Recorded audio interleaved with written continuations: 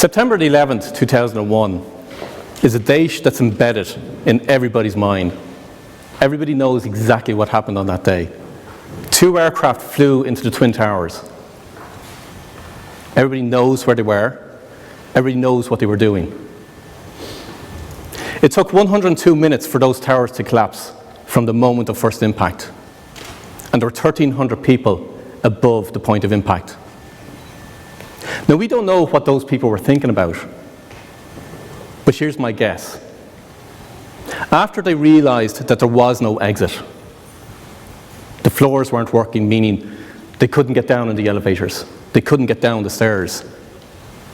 After they had realized that, and they thought about them waking up that morning, saying goodbye to their loved ones, then for the rest of the 102 minutes that they had on this earth, I believe what they were thinking about was their past life, meaning how did they live their life?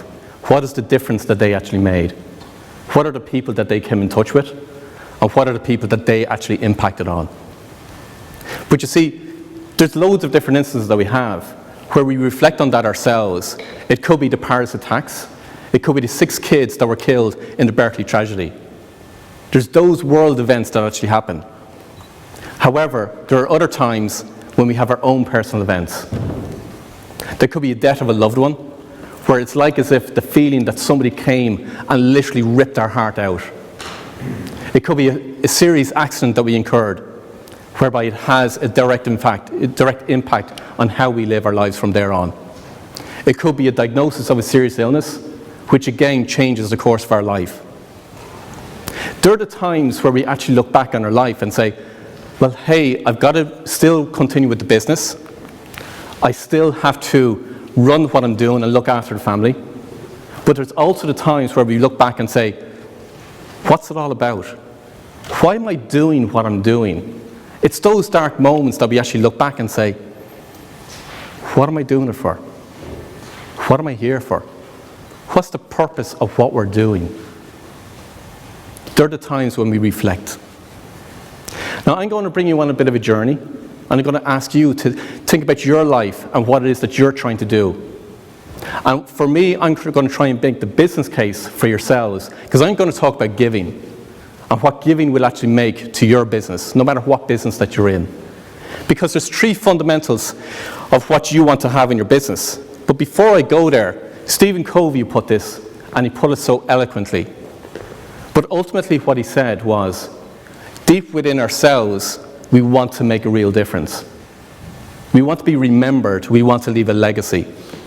Because no matter what it is, when we've got those 102 minutes left for ourselves, it's not about the successes that we've actually achieved. It's not about the capital equipment that we've got, the cars that we have, the houses that we have. It's the loved ones that we've touched. It's the loved ones that we've come in contact with. It's the difference we've made for other people and the impact that we've made for other people. That's what we're going to remember. But there's 3 things in business.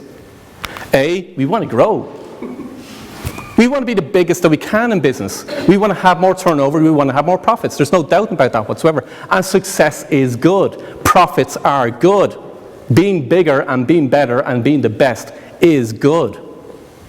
But how do we do it? Secondly, we want to be different.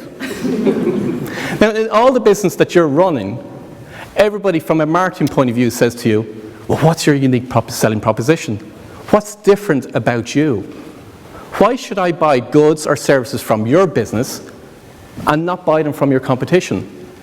Or where there's a race to the bottom line, meaning the price, how are you going to differentiate your business compared to all your competition that's out there? And that's one thing that business owners are striving to actually achieve, unless you're absolutely unique in the marketplace. But whether you're an accountant, a solicitor, selling widgets, or whatever it is, you're always looking out for your competition. And thirdly, we want to be happy. We want to have staff that are motivated. We want to have staff that are actually engaged in the business itself. And we want to finish our day after the 12 hours or the 14 hours or the 16 hours that we've put into that day. We want to feel good and we want to feel happy about ourselves. True? That's what we want. So, what does giving mean? And how on earth does that make any difference whatsoever to business? And how can we actually achieve any one of those 3 aspects? So let me talk about a few different people. I'm not going to talk about my own clients because these are people that you can research. My own clients is very difficult to research. So I'm going to talk about these guys. This is Blake Mykoski. He runs a company called Tom's Shoes. Now some people may have heard about Tom's Shoes, but he coined the phrase of 1 for 1, meaning for every pair of shoes that he sold, he gave a pair of shoes away. He developed a concept when he was on travels in 2006 in Argentina, and he saw the kids running around with no shoes on. They're open sores, bloodied feet, and they had to run to get water and run to get to their schools. And in times walking miles to get to those destinations. And he saw the impact that no shoes had on their feet. So he came up with the concept, well, why don't I sell one pair, and for every pair that I give, or sell, I give a pair to a child. Now let me ask you, if all your staff knew that concept, and all your staff were engaged in what they refer to as the shoe drop. The shoe drop is basically where they bring their staff, their customers, and their suppliers off to a place in Argentina or Africa to show them and hand out the shoes to those kids. For any of us that have kids in the room here today, we know what it's like for our kids to get a new pair of shoes, and they're in a first world country. Can you imagine what it's like handing a pair of shoes and the difference that that's going to make to your life going forward? In 2014, and I want to bear this in mind, he set up in business in 2006. In 2014, his business was valued at over $630 million. Business that matters is good for business. It helps you to grow your business. That's a shoe drop. That's what actually happens when you're handing shoes out to kids. Let me tell you about Trina and Heather. Heather run a company called Figs Clothing. Now, what they do is they supply clothing, scrubs to the medical profession. Now, how can you differentiate between your scrubs and your competition scrubs? You can't do it. Is it more comfortable? Is it better colours or whatever it may be? You can't do it. So what they do is they give, for every pair of scrubs that they sell, they give a pair of scrubs to a medical professional in a third world country. So far, they've given over 75,000 pairs of scrubs to the medical profession in a third world country. So that's how they differentiate themselves in the marketplace. So by giving and getting your customers and your suppliers and your staff involved will absolutely make a massive difference for you to be able to communicate what's different about your organization. Why are you different? But you're much more than that. You're making that emotional connection with your customers. Do you think customers will want to do more business with yourselves if they know they're having also an impact in the third world country or even somewhere local where a lot of my clients are working on? They know they're making a difference, and if they go on visits to whether it's Temple Street Hospital or Children's Hospital somewhere else, that's the difference they can make. They're seeing it real in their own lives. Some people say, but I don't have the resources. I don't have the margin to give away half my products for every one that I sell.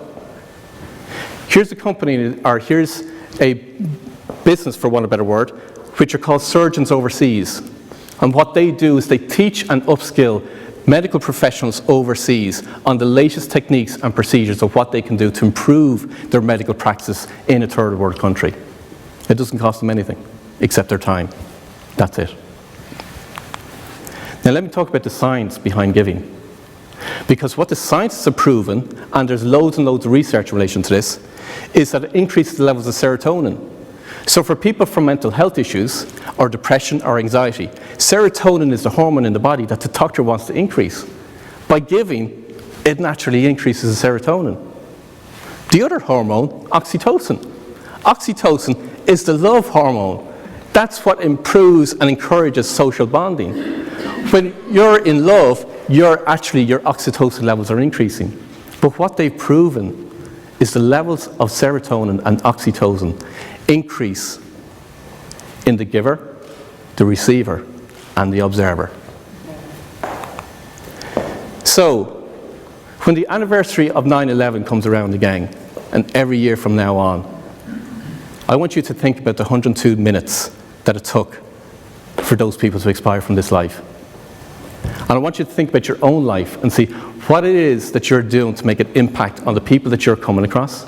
And how can you build it into your current business right now and not leave it until it's too late? Build it in now. So the question I ask for you is, are you simply just building a business, or are you building a business that matters? Thank you.